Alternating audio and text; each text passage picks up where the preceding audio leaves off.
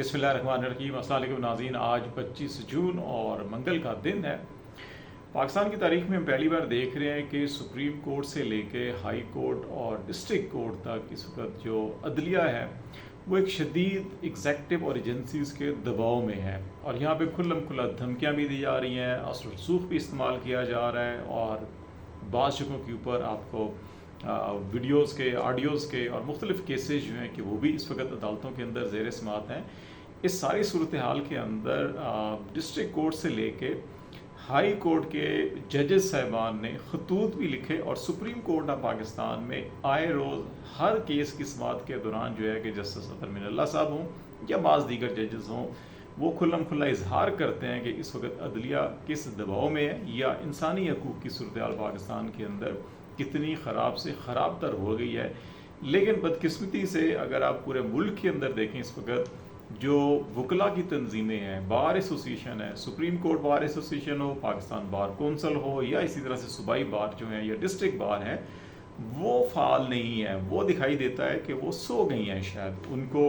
अदलिया के तकद्दुस, अदलिया की आज़ादी के हवाले से माजी में हमने बहुत बड़ी बड़ी तहरीकें देखी हैं, और जिसमें ख़ास तौर के ऊपर चीफ जस्टिस इफ्तिखार मोहम्मद चौधरी को उस वक़्त के डिक्टेटर जनरल परवेज़ मुशर्रफ ने, जो सदर मुमलिकत भी थे, उन्होंने उनको बरतरफ करने की कोशिश की, उनके खिलाफ रेफरेंस दायर हुआ, उनको उनके ओहदे से माजूल किया गया। तो उसके बाद सबसे पहले पूरे पाकिस्तान के अंदर वकला ही थे जिन्होंने आवाज़ उठाई, अमली तौर के ऊपर वो सड़कों पर निकले, और उसके बाद फिर मीडिया, सिविल सोसाइटी और सियासी जमातें भी उनके साथ शामिल हुई थी, और एक ऐसी मुल्क गीर तहरीक शुरू हुई थी कि जनरल परवेज़ मुशर्रफ जैसे मजबूत तरीन आमिर को भी घुटने टेकने पड़ गए थे, और चीफ जस्टिस इफ्तिखार चौधरी न सिर्फ बहाल हुए, और उसके बाद उन्होंने एक तवील अरसा तक जो है कि उस मनसब पर वो फाइज रहे। लेकिन इस वक्त पाकिस्तान में उसके सूरत हाल बिल्कुल बरअक्स है, और इसमें एक बड़ा फैक्टर जो बताया जाता है वो शायद इस वक्त जो हुकूमती हल्के उन्होंने जो इन्वेस्टमेंट की वकला के अंदर, और इस वक्त ख़ास तौर पर जो पाकिस्तान मुस्लिम लीग नवाज़ ग्रुप है उसने अभी रिसेंटली, हमने पहले भी बात की थी कि जो 1.5 अरब रुपया जो है कि वकला की तंजीमों को दिया, और इस वक्त क्योंकि नून लीग जो है वो स्टैब्लिशमेंट के साथ अलाइन हुई है, और वकला जो है कि वो नून लीग और स्टैब्लिशमेंट के साथ अलाइन हुए हैं, तो इसलिए इतने बदतरीन हालात देखते हुए भी ये नज़र नहीं आ रहा कि वकला तंजीमें जो हैं कि वो कोई बड़ी तहरीक शुरू करने जा रही हैं। हत्ता कि अपने शहरों के अंदर भी उनके छोटे छोटे पहले मुजाहरे हुए थे, लेकिन वो भी अब नहीं होते हुए दिखाई दे रहे। लेकिन दूसरी जानिब जो है कि जो आज़ाद मंच, जो कानून और आइन की बालादस्ती पर यकीन रखने वाले जजेज़ हैं, वो डट गए हैं, और हमें वो सुप्रीम कोर्ट से लेकर डिस्ट्रिक्ट कोर्ट तक जो है कि उसकी एग्जाम्पल जो है कि आए रोज़ सामने आती हैं। आज भी इस्लामाबाद हाई कोर्ट के अंदर जस्टिस बाबर सत्तार में कि अदालत के अंदर जो केस ज़ेर समाअत था, जो ख़ास तौर के ऊपर जो ऑडियो टेप केस था जस्टिस आकिब निसार के बेटे और बुशरा बीबी के हवाले से, उसकी जो केस की समाअत थी उसके अंदर भी बड़े इंकशाफ सामने आए हैं। और इससे पहले हुकूमती हलकों की जानिब से और पाकिस्तान टेली कम्युनिकेशन अथॉरिटी जो PTE है उनकी जानिब से ये मौक़िफ़ इख्तियार किया गया था कि वो जो टेलीकॉम ऑपरेटर्स हैं, जो टेलीफोन एजेंसीज़ हैं, उनको उन्होंने कोई ऐसा हुक्मनामा नहीं दिया, क्योंकि कोई ऐसी कानून के अंदर इजाज़त नहीं है कि लोगों के टेलीफोन टेप किए जाएँ या उनके डाटा को यूज़ किया जाए। लेकिन आज जब समाअत हुई तो इसमें वज़ारत दाखिला ने बताया कि ये इजाज़त दी गई है, और एक सेक्शन अफसर का एक लेटर दिखाया गया, और फिर टेलीकॉम ऑपरेटर्स के जो वकला थे, वकील थे, उन्होंने भी कहा कि इस वक्त जो है कि PTA की हदायत के ऊपर जो है कि वो टेलीकॉम ऑपरेटर्स अपना सिस्टम इंस्टॉल करते हैं, और फिर ये एक्सेस दी गई है इंटेलिजेंस एजेंसीज़ को, और उनको तमाम डाटा दिया जाता है। ये डाटा किस मकसद के लिए लिया जा रहा है, कहाँ पे इस्तेमाल हो रहा है, और इस डाटे के अंदर क्या कुछ जा रहा है, उन्हें इसमें एक्सेस नहीं होती, कुछ मालूम नहीं होता। तो इसके ऊपर जस्टिस बाबर सत्तार जो है वो बरहम भी हुए, और कहा कि क्योंकि अदालत को इससे पहले जो जवाब दिया गया था PTA की जानिब से वो इसके बिल्कुल बरअक्स था, तो इसलिए जो PTA के चेयरमैन और मेंबर हैं उनको तौहीन अदालत की कार्रवाई शुरू की जा सकती है। और इसमें आपको याद है कि PTA के इस वक्त जो चेयरमैन है वो मेजर जनरल रिटायर्ड हफीज़ुर रहमान है, और उनके साथ बाकी जो 2 मेंबरान हैं वो सिविलियन है। और ये एक अभी तहरीरी फ़ैसला जब सामने आएगा तो उसमें फिर नज़र आएगा कि क्या उनको शोकाज़ नोटिस जारी कर दिया गया है, या इसमें अभी सिर्फ उनको जवाब तलब किया गया, या जो भी चीज़ें होंगी वो नज़र आएंगी। लेकिन आज रिमार्क्स के अंदर ये चीज़ सामने आई थी कि उन्होंने इस चीज़ का अंदिया दिया था कि उनके खिलाफ ये कार्रवाई शुरू की जाएगी। तो ये एक मामला। सुप्रीम कोर्ट में अगर हम आएँ और वहाँ पर ख़ास तौर के ऊपर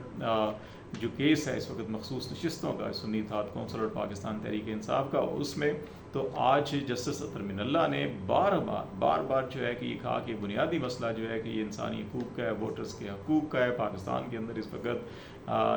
کوئی آئین کی جو بالادستی ہے وہ بالکل نظر نہیں آ رہی. ہم ریت کے اندر اپنا سر جو ہے کہ دبا کے بیٹھے ہوئے ہیں. ہمیں آنکھیں نہیں بند کرنی چاہیے، بہت ہو گیا. ہمیں اب اس کے خلاف جو ہے کہ وہ بولنا چاہیے، اور سپریم کورٹ اس سے پہلے کہ ماضی کی غلطیوں کا ابھی ہمیں افسوس ہوا اور ہم ٹھیک کر رہے ہیں، ہمیں ابھی سے اس وقت جو غلطیاں ہو رہی ہیں ان کی اصلاح کرنی چاہیے، ریدر دین کہ ہم نیئر فیوچر کے اندر جا کے یا فیوچر میں جا کے پھر ہمیں ریگریٹ کرنا پڑے. اس وقت جو سپریم کورٹ یا عدلیہ جو ہے کہ ہم کردار ادا کر رہے ہیں، یہاں تک انہوں نے بات کی. پھر سپریم کورٹ کی ہیئرنگ کے اندر متعدد بار جو ہے چیف جسٹس قاضی فائز عیسیٰ صاحب کو وضاحتیں دینی پڑی، اور یہ وضاحتیں ان کو اپنے اس فیصلے کے اوپر دینی پڑ رہی ہیں جن کی وضاحت انہیں کبھی تو برٹش ہائی کمیشن کو خط لکھ دینا پڑتی ہے، کبھی وہ بار بار اپنے فیصلوں کے اندر یا دیگر کیسز کے اندر سماعت ہو رہی ہوتی ہے تو اس کی وضاحتیں کر رہی ہوتی ہیں. اور وہ ہے انتخابی نشان بلہ لینے کا جو کیس تھا، اس پہ جو ہے کہ کیونکہ ابھی تمام تر معاملہ جو اس وقت پاکستان کی جو اس وقت سیاسی ایک بحران ہے اور جو مخصوص نشستوں کے ایلوکیشن کا معاملہ ہے، وہ سارا کا سارا آ کے اس نقطے پہ اکٹھا ہو گیا ہے کہ کیا پاکستان تحریک انصاف اور سنی اتحاد کونسل نے جب کاغذات نامزدگی جمع کرائے تھے تو بطور پولیٹیکل پارٹی کرائے تھے، یا ان کے ایفیڈیوٹ نہیں تھے، ان کا جو فارم 33 تھا کیا اس کے اندر ایفیلیشن تھی یا نہیں تھی. اس پہ یہ پہلے کہا گیا الیکشن کمیشن کی جانب سے کہ نہیں، ایسا نہیں تھا. جو پہلے جواب آئے تھے اس سے یہ تاثر یہ دیا جا رہا تھا کہ ان پارٹیز نے کوئی اپنی پولیٹیکل ایفیلیشن ظاہر نہیں کی تھی، پی ٹی آئی نظریاتی کا کہا گیا تھا. اور آج جب ہیئرنگ ہوئی تو الیکشن کمیشن کے وکیل نے جب دلائل دیے اور جب انہی سے یہ سوالات پوچھے گئے تو پھر یہ سامنے بات آئی کہ صاحبزادہ حامد رضا جو سنی اتحاد کونسل کے سربراہ ہیں، ان کا جو فارم 33 تھا اس کے اندر بھی یہ لکھا ہوا تھا کہ وہ سنی اتحاد کونسل کے اور بریکٹ کے اندر یہ پی ٹی آئی کا الائنس ہے اس کے ساتھ اس کے امیدوار ہیں. اور انہوں نے کیونکہ اس وقت یہ کیس ایسی سٹیج کے اوپر تھا کہ ایک طرف سپریم کورٹ کے اندر کیس چل رہا تھا، بلے کا نشان ان کو نہیں دیا جا رہا تھا. آثار یہی دکھائی دیے جا رہے تھے کہ پی ٹی آئی کو بلے کا نشان نہیں دیا جائے گا، کیونکہ 1-1.5 سال پہلے سے ہی اسلام آباد کے اندر جو چاہے وہ اسٹیبلشمنٹ کے حلقے تھے چاہے حکومتی حلقے تھے، ان کا یہ کہنا تھا کہ الیکشن میں پی ٹی آئی نہیں ہوگی، بلے کا نشان نہیں ہوگا. تو اس لیے اس خدشے کے پیش نظر انہوں نے پی ٹی آئی نظریاتی کے ساتھ بھی اور سنی اتحاد کونسل کے ساتھ بھی اور مجلس وحدت المسلمین کے ساتھ بھی ایڈجسٹمنٹ کی تھی، اور اسی تناظر میں جو مخصوص نشستوں کی فہرست تھی وہ بھی پی ٹی آئی کی طرف سے جمع کروائی گئی تھی. تو یہ ساری چیزیں اعتراف کیا گیا الیکشن کمیشن کی جانب سے. تو اس کے بعد پھر یہ سوال پیدا ہوا کہ الیکشن کمیشن کس طرح سے خود سے کسی کو آزاد ڈکلیئر کر سکتا ہے کہ جبکہ ان کے ایفیڈیوٹ ان کے پیپر کے اندر ان کی پارٹی ایفیلیشن درج ہے. تو اب اس نقطے کے اوپر دلائل ہونے ہیں اور حتمی فیصلہ ہونا ہے. لیکن یہ ساری صورتحال کے اندر آج جسٹس منیب، جسٹس منصور، جسٹس عائشہ، جسٹس اطہر، جسٹس یحییٰ آفریدی، جسٹس مندوخیل، جسٹس شاہد وحید، ان کے جو ریمارکس تھے وہ بڑی کلیئرلی انڈیکیشن دے رہی تھی کہ اس وقت جو میجورٹی آف دا بینچ ہے اس کا رجحان کیا ہے. ان کا خیال یہ ہے کہ شاید وہ بلے کا نشان لینے والا جو فیصلہ تھا اس کے نتیجے میں یہ ساری چیزیں خراب ہوئی ہیں، اور جیسے اللہ بار بار کہہ رہے تھے کہ 184(3) کے تحت اس کو سننا جانا چاہیے، لیکن قاضی فائز صاحب اس طرف نہیں آئے. اور کچھ مواقعوں کے اوپر جو ہے کہ جج صاحبان کی آپس میں بھی اس قسم کے ریمارکس کا تبادلہ ہوا کہ جس سے یہ شائبہ ہوتا تھا کہ کہیں تلخی میں اضافہ ہو رہا ہے. اور آج جو پہلی بریک ہوئی اس میں جسٹس یحییٰ آفریدی نے باقاعدہ جب جسٹس اطہر من اللہ، جسٹس عائشہ ریمارکس پاس کر رہے تھے اور جب چیف جسٹس نے انٹرونشن کی اس کے اندر، تو اس وقت کچھ جملوں کا ایسا تبادلہ ہوا جس کے نتیجے میں جسٹس یحییٰ آفریدی کو انٹرونشن کرنا پڑا. جسٹس منصور شاہ نے بھی اس وقت ایسے ریمارکس دیے تھے، تھوڑے سے تند و تیز ریمارکس تھے وہ. تو انہوں نے باقاعدہ لکھ کر چیف جسٹس کو بھیجا کہ اس وقت فوری طور کے اوپر ٹی بریک کر لینی چاہیے. اور وہ انہوں نے جسٹس منصور شاہ کے ذریعے جو ہے کہ چیف جسٹس تک بھیجا وہ کاغذ. چیف جسٹس اس وقت جو ہے کہ اپنے ریمارکس دے رہے تھے، اور اس وقت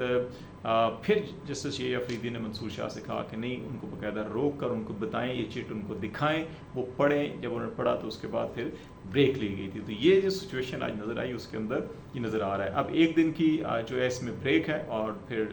جمعرات کو 27 جون کو اس حوالے سے بڑا اہم ہوگا کہ 2 بڑے اہم فیصلے ہونے ہیں 27 جون کو. ایک جو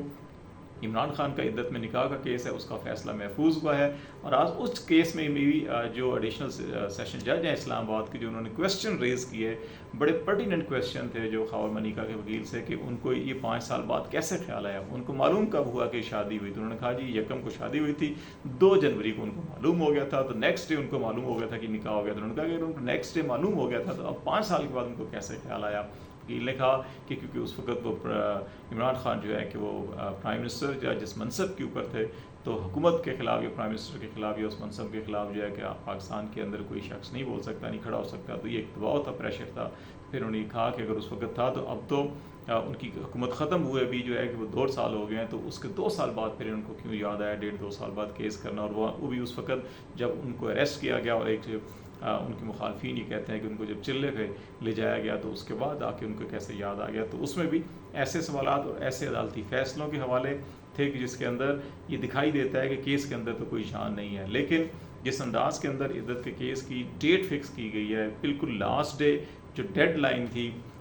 10 دن جو کہا گیا تھا کہ 10 ورکنگ ڈے میں آپ سزا معطلی کا فیصلہ، اور 30 دن 1 مہینے کے اندر جو ہے کہ وہ حتمی اپیلوں کا فیصلہ سنائے، تو وہ لاسٹ ورکنگ ڈے جو ہے وہ 27 جون بنتا تھا. تو 27 جون کو یہ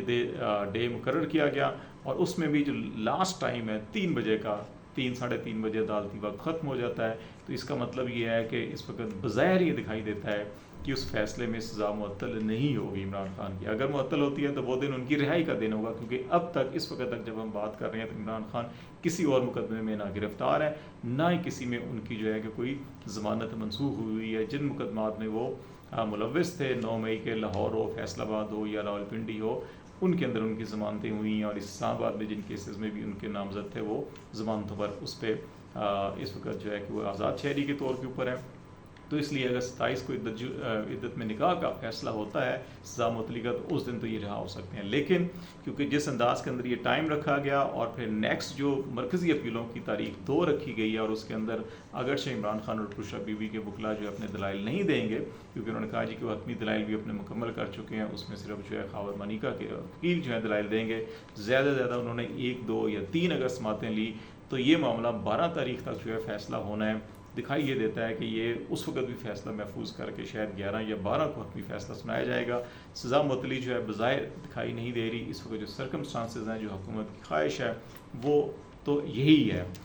لیکن اگر سزا معطل نہیں ہوتی تو پھر حتمی جو ہے کہ وہ چیز 12 کے قریب جو ہے کہ 12 تاریخ کو سامنے آئے گی. لیکن 27 اس حوالے سے بھی یہ اہم ہے کہ مخصوص نشستوں کے کیس کا فیصلہ بھی متوقع طور کے اوپر 27 کو ہو سکتا ہے، کیونکہ اب جو ہے کہ صرف الیکشن کمیشن کے وکیل آدھا گھنٹہ یا 1 گھنٹہ لیں گے اپنے دلائل کے لیے. اس کے بعد اٹارنی جنرل ہونے ہیں، اور پھر جو Faisal Siddiqui P T I کے سنی اتحاد کونسل کے وکیل ہیں، وہ اپنا جواب جو ہے وہ دے سکتے ہیں. کچھ اضافی ڈاکومنٹس جو ہیں وہ جمع کروائیں گے. تو اس روز جو ہے کہ شارٹ آرڈر جو ہے اسی روز آ سکتا ہے. اور کل کا دن سپریم کورٹ کے اندر اپنے حلقوں کے کہنا ہے کہ اس وقت سپریم کورٹ کے اندر بھی بڑی شدید ڈویژن ہے سارے معاملے کے اوپر، اور اس کے اثرات کیونکہ اس فیصلے کے جو ہیں کہ پاکستان کی جمہوریت، پاکستان کے آئین کی بالادستی، پاکستان کے سیاسی پارلیمانی مستقبل پہ بڑے اہم ہونے ہیں. اور ایون عدلیہ اور اسٹیبلشمنٹ کا جو فیوچر ہے، جس کے اندر کانسٹیٹیوشنل امینڈمنٹ بھی حکومت اس وقت تیار کر کے بیٹھی ہوئی ہے، ایک پیکج، اس کے اوپر بھی پڑھنے ہیں. تو اس لیے یہ آپ کو کشیدگی جو جملوں کا تبادلہ جس شدت کے ساتھ آپ کو بالکل اوپن کورٹ کے اندر نظر آ رہا ہے، اسی شدت کے ساتھ کہا جا رہا ہے کہ سپریم کورٹ میں اس وقت ڈویژن بھی موجود ہے. اکثریت جو ہے کہ وہ رائے یہ ہے کہ یہ معاملہ جو ہے کہ یہ سنی اتحاد کونسل کی یا پی ٹی آئی کی نشستیں بنتی ہیں، یہ حکومت کی نہیں بنتی. اب دیکھنا یہ ہے کہ کل کا دن ہے. کچھ لوگوں کا خیال ہے سپریم کورٹ کے اندر کہ شاید اس کے اوپر جو ہے کہ اس ڈویژن کو اور اس تلخی کو بھی کم کرنے کی کوشش کی جائے گی، اور پرسوں جو ہے کہ سماعت بھی مکمل ہوگی اور فیصلہ بھی ہوگا. تو لیٹس سی، دیکھتے ہیں کیا معاملات ہوتے ہیں، آپ کو آگاہ کرتے رہیں گے. آج تک کے لیے اتنا ہی. خالد جمیل کو اجازت دیجیے. اللہ حافظ.